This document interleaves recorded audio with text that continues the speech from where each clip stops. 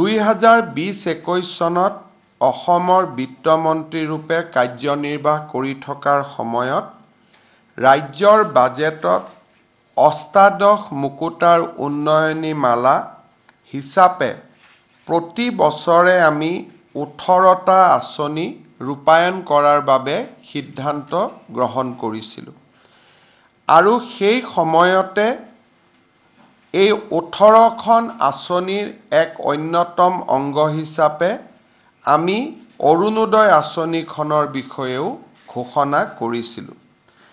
আত্মনিৰ্ভৰশীলতা, আত্মবিশ্বাস আৰু সুদৃঢ় লক্ষ্যৰে অসমক পুনৰ উত্থানৰ পথেৰে আগবঢ়াই নিয়াৰ কথা সৰুগত কৰিয়ে আমি অৰুণোদয় আঁচনিখন ৰচনা কৰিছিলোঁ।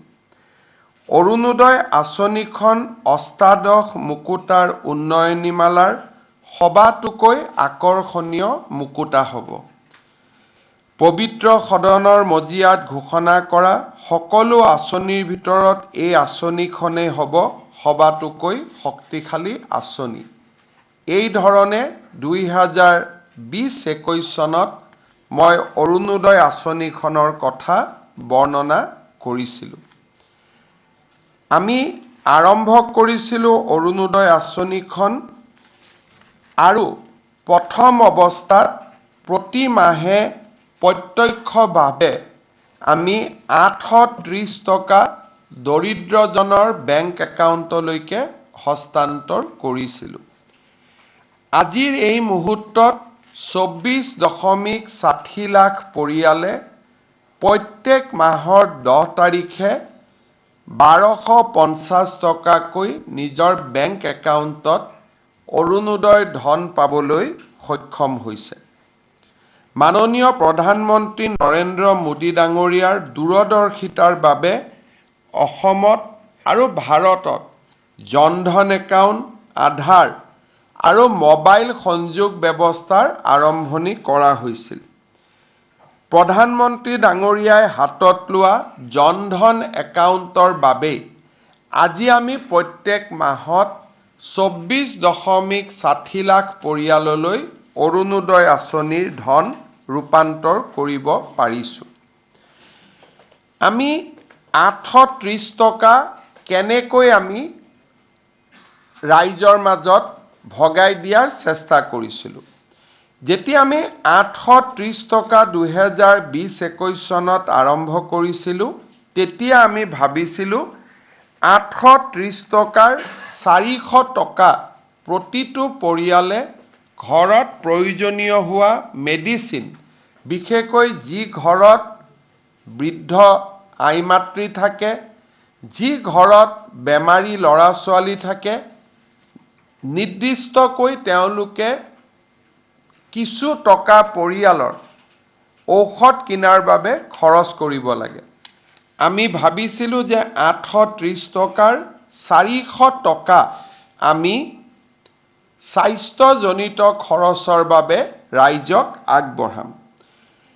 200 টকা আমি প্ৰত্যেকটো পৰিয়ালে যাতে 4 কিলোগ্ৰাম দালি কিনিব পাৰে তাৰ বাবে আমি 50% ৰাজসাহায্য, 80 টকা ঘৰখনৰ বাবে ক্ৰয় কৰা 4 কেজি চেনিৰ বাবে ব্যয় কৰা মাহিলী খৰচৰ 50%, 150 টকা ফল-মূল আৰু শাক-পাচলি কিনিবৰ বাবে আমি 830 টকা ৰাইজৰ ওচৰলৈ আগবঢ়াইছিলোঁ।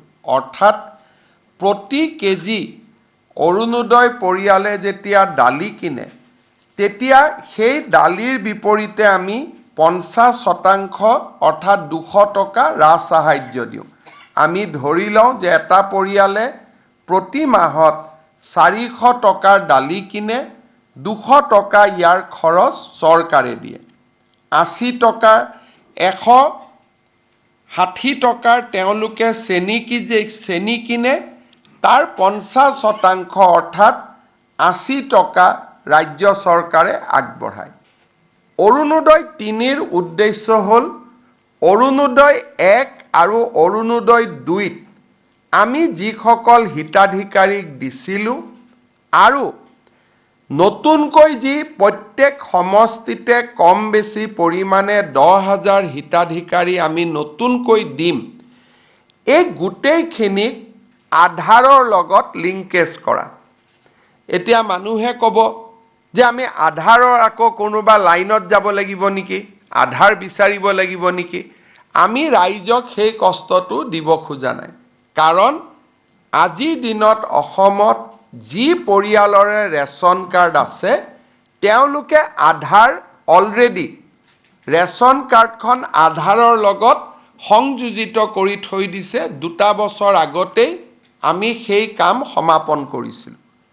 আজিকালি কোনেও ৰেচন কাৰ্ড নাপায় যদিহে আধাৰ নাথাকে, আধাৰৰ লগত লিংকেজ হয় আৰু ই-পজ বুলি মেচিনটোত চিনমোহৰ মাৰিলেহে ৰেচন কাৰ্ড পাব পাৰে।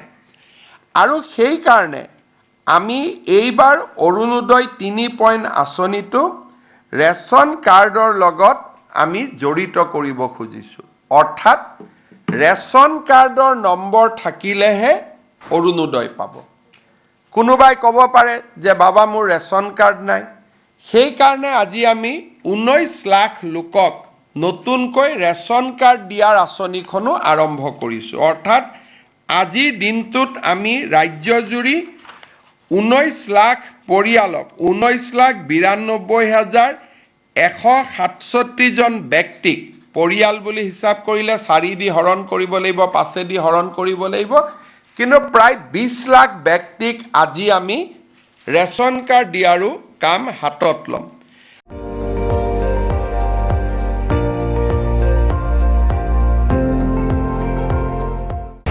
আপুনি চাই আছে ND24, সৰ্বশ্ৰেষ্ঠ নহয় সৰ্বোত্তমৰ দৌৰ।